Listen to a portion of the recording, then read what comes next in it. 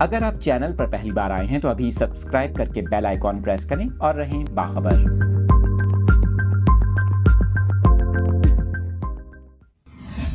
کراچی سے اس افسوسناک خبر کی تفصیلات آپ کے ساتھ شیئر کر رہے ہیں۔ کراچی کا علاقہ ہے گلشن معمار، جہاں پر فائرنگ کا یہ افسوسناک واقعہ پیش آیا۔ آپ کو بتائیں کہ ڈکیتی مزاحمت پر ڈاکوؤں نے گاڑی پر فائرنگ کر دی۔